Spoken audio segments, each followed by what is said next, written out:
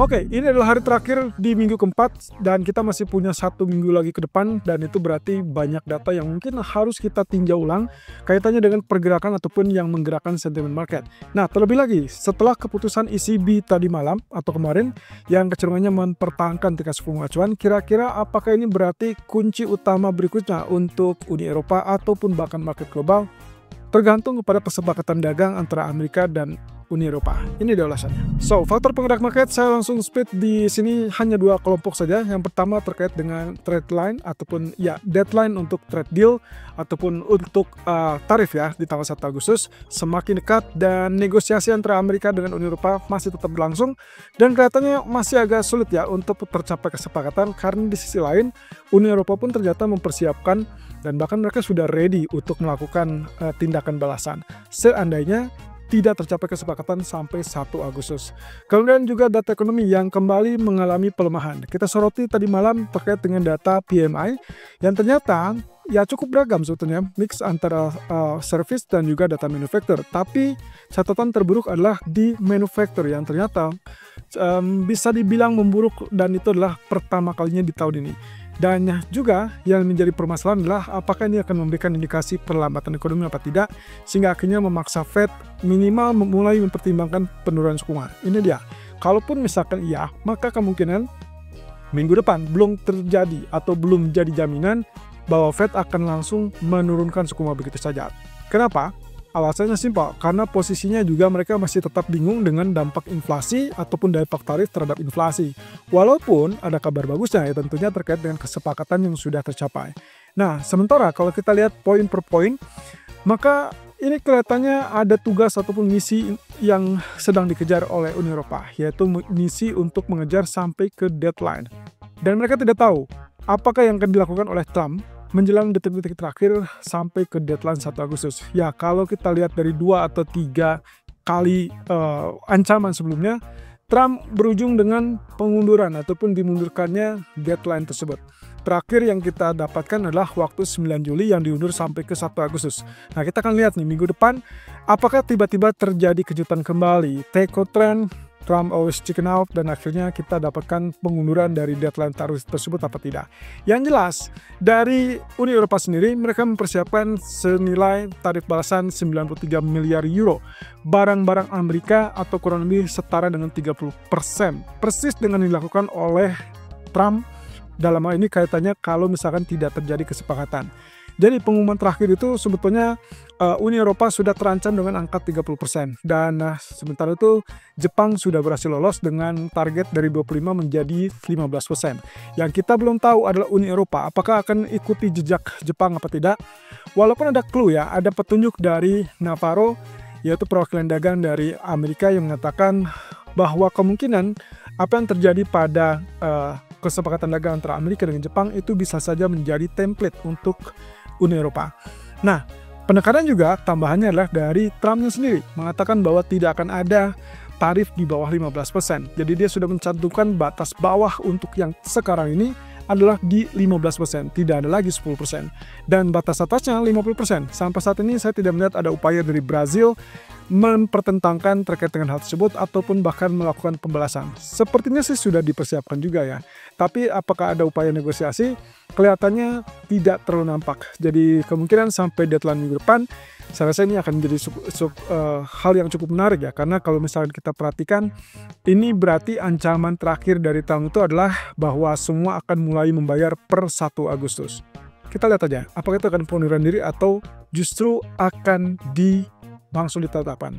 Nah, di sisi lain teman-teman yang juga kita perlu lihat dari keputusan suku bunga ECB, kalau misalkan dari keputusannya jelas itu sesuai ekspektasi, suku bunga dipertahankan tetap di 2,15% dan juga suku bunga pinjaman di 2,5%, juga terkait dengan inflasi yang katanya khusus untuk Eropa itu sudah mencapai target 2% mereka dan diperkirakan akan stabil di kisaran 2%. Nah, yang menjadi tanda tanya besar bagi ECB dan juga Bank Sentral ternyata bukan hanya Federal Reserve ataupun Powell, ini juga dikaitkan dengan tarif. Mereka juga masih bingung, kira-kira dampak tarif ini seperti apa pada inflasi mereka. Kalau misalkan yang tentunya diinginkan oleh para bankir ini adalah kalau misalkan ternyata tarif tersebut bisa dianggap murah atau relatif lebih rendah. Rendahnya berapa? Ya karena memang sudah ada patokan dari Trump adalah 15%, ya berarti patokan utamanya adalah 15%.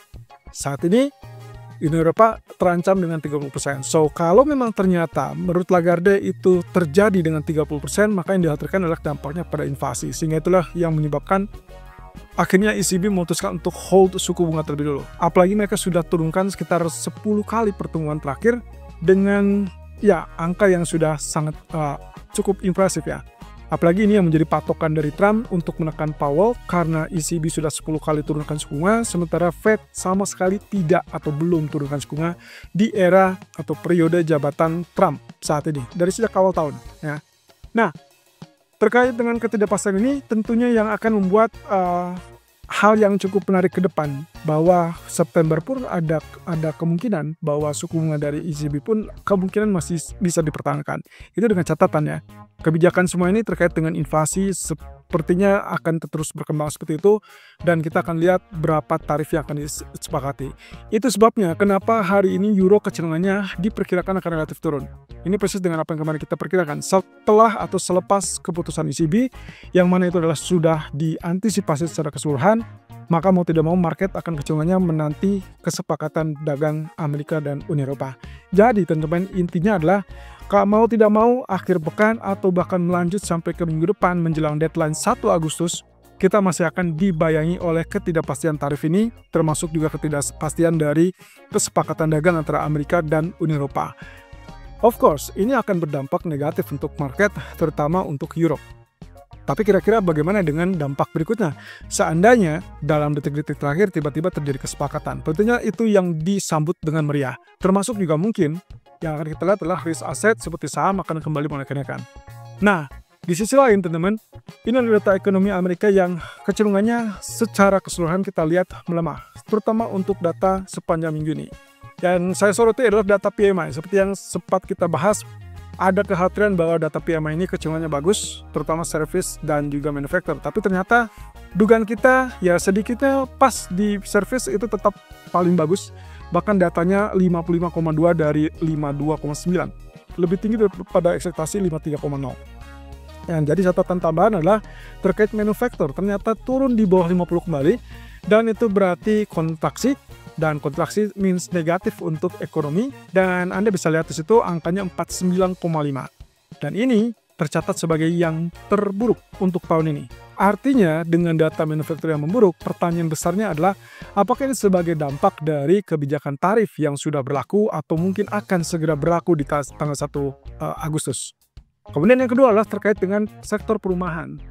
Kita refleks ke belakang, di hari Selasa kita dapatkan data existing home sales yang ternyata datanya juga relatif turun, bahkan secara persentase itu turun ke minus 2,7%. Lalu kemudian tadi malam, itulah dia dengan data new home sales yang ternyata datanya juga relatif lebih kecil daripada ekspektasi. Ya, kalau misalnya kita lihat di sini, sebetulnya angkanya masih normal-normal saja, tapi menurut Trump inilah yang diakibatkan dari keangkuhan Powell, lalu kemudian dia menyindir bahwa gara-gara Powell ini membuat sepertinya warga Amerika sulit untuk mendapatkan rumah atau membeli rumah, dan terlihat dari data perumahan yang relatif turun dikarenakan suku bunga terlampau tinggi. Ya, kembali lagi dengan potensi ini kelihatannya masih tetap incarannya adalah penurunan suku bunga.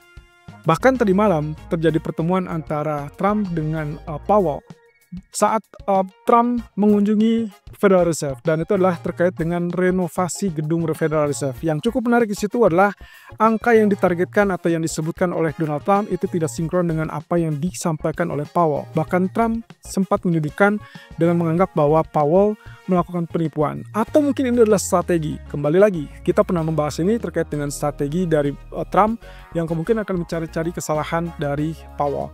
Nah, di sisi lain, kita akan mengintip dengan data ekonomi nanti malam, hanya akan berada pusaran dengan durable goods order, di mana kalau Anda lihat ekspektasinya adalah minus 10,4%. Jadi ini yang membuat kenapa kita berpikir bahwa ada kemungkinan dolar akan melemah nanti malam, sehingga kemungkinannya adalah kesempatan untuk emas rebound kembali di malam hari, dan untuk indeks saham tentunya akan relatif mengalami penyusutan ataupun penurunan. At least mungkin profit taking lah di akhir pekan ya.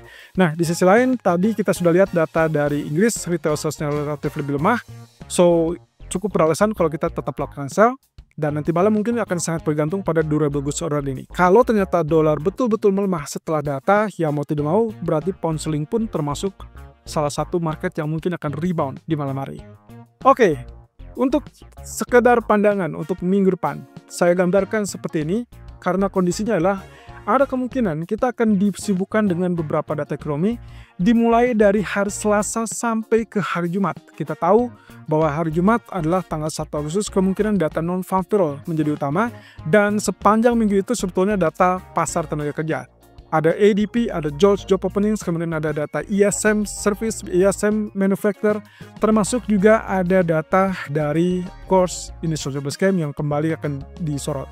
Nah, terlepas dari itu, kebijakan dari suku bunga Fed ataupun bahkan DOJ juga akan kembali menjadi fokus utama, selain tentunya data GDP dan juga inflasi. Inflasi kali ini adalah inflasi PCE, termasuk juga CPI dari Uni Eropa, dan itu semua minggu depan.